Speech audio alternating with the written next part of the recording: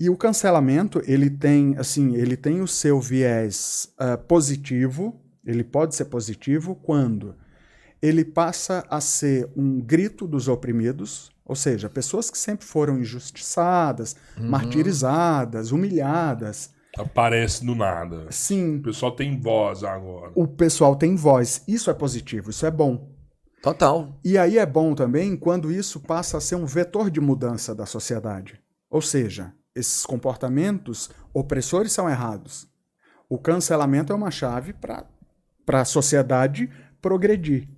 A gente tem vetores de mudança há vários anos na sociedade, Sim, né? sim. O cancelamento sempre existiu nesses vetores ou isso é algo mais recente? O cancelamento, daqui a pouquinho eu vou entrar na história dele, o cancelamento é bem antigo, mas bem antigo. Né? E assim, ó, o que o cancelamento ele tem de negativo?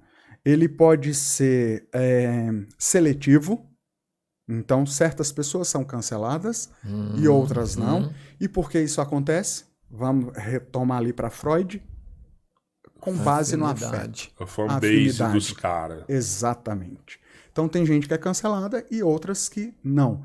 E o cancelamento, ele é muito ruim porque ele passa a ser uma máquina de moer reputação. Eu posso usar um cancelamento para destruir um oponente, Sim. um concorrente. E o cancelamento não é só esse grito, sabe, na internet. Uma pessoa que pensa diferente de você. Exatamente, exatamente. Ou você quer ver outro exemplo? Vocês são empresários também, vocês têm seus negócios.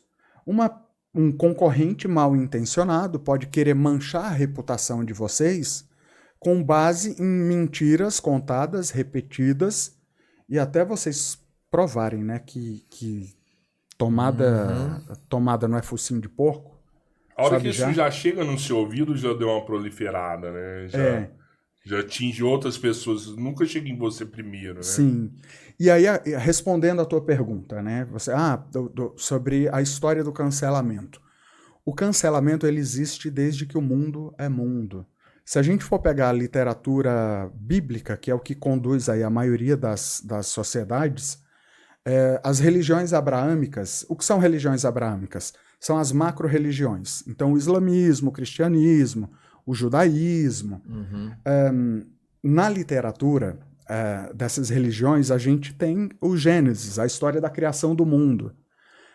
Adão e Eva, eles não cumpriram com as regras locais no cristianismo, por exemplo, e eles são expulsos do paraíso. Isso é um cancelamento. No judaísmo, tinha Lilith, que era a primeira mulher de Adão. Ela era feminista, ela não concordava. Como assim Adão tem mais direito que eu? E por ela levantar a bandeira feminista ali, ela foi também expulsa do paraíso e ela foi difamada. Ela ficou conhecida como um demônio que come criancinhas. E até hoje ela tem essa reputação. Muitos acham que Lilith foi um demônio. Então, o cancelamento, se a gente for pegar essa literatura, começa aí. Aí, a própria literatura bíblica, ela dá alguns caminhos para a gente também, o bode expiatório, né? Ou seja, aquela pessoa que leva a culpa de tudo. Onde surgiu isso? Num livro da Bíblia, Levítico 16, fala sobre um bode que era oferecido em sacrifício. Um ia para Deus e outro ia para um demônio chamado Azazel. E aí, no meio do deserto. É daí que nasce a expressão bode expiatório. Isso ganha uma proporção muito grande. Na Grécia, tinha um festival chamado Festival de Targélia, onde as pessoas faziam isso. Só que não eram com bodes, eram com humanos. Sacrifício mesmo. Sacrifício. Das virgens. Então, eles pegavam pobres, pessoas feias, que eram consideradas feias, e essa pessoa... O anjo cancelava esses caras fudidos. E aí mandava para o meio do deserto. Então, era um negócio absurdo. Se a gente transita ali na época do Império Romano, por exemplo, onde tinha muita valorização da imagem, né, das estátuas, quem ia contra o regime era mandado para uma ilha chamada Ventotene, e essa ilha, Pandataria, essa ilha depois virou Ventotene. E aí mulheres eram isoladas, iam para o isolamento. Na época do fascismo, agora no século passado, essa ilha continua existindo e foi reduto também das pessoas que iam contra o regime fascista. Então Pandataria mudou de nome, virou Ventotene. Na história também a gente tem outros episódios, né, de cancelamento. Se a gente pega a Idade Média, por exemplo, a Inquisição, quando queimavam as bruxas, nesse mesmo período, na Alemanha, artistas eram cancelados. Quem cantasse mal, eles colocavam uma flauta chamada Schandflut, que isso quer dizer flauta da vergonha. O que era isso? Amarrava-se aqui era de ferro, de aço, então ficava preso aqui, a pessoa com o dedo preso, e ela ficava andando nas ruas, e as pessoas jogavam tomate podre, ovo podre. Caralho, velho. Então era super cancelado. O cancelamento, ele existe, sempre existiu na história humana.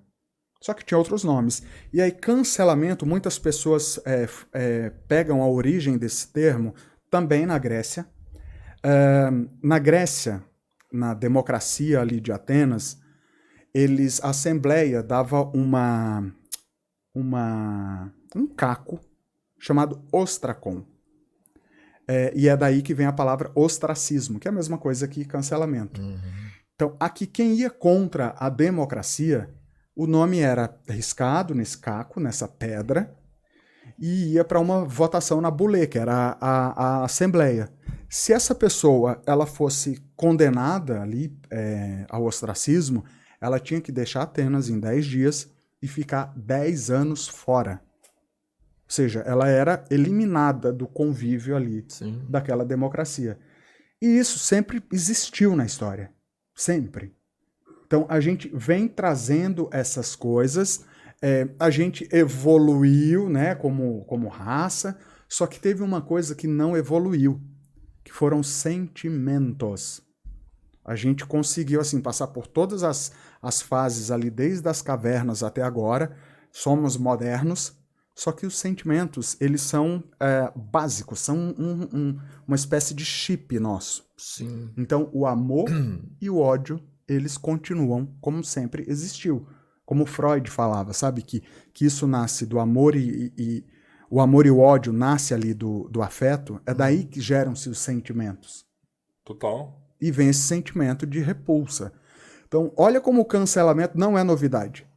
A palavra cancelamento A palavra Sim. Cancelamento surgiu em 2017, por aí, com o movimento Me Too. Depois virou a palavra do ano em 2019, que entrou até em dicionário.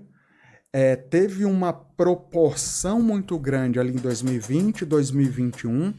2022 já começa a se enfraquecer um pouco e a gente está em 2023.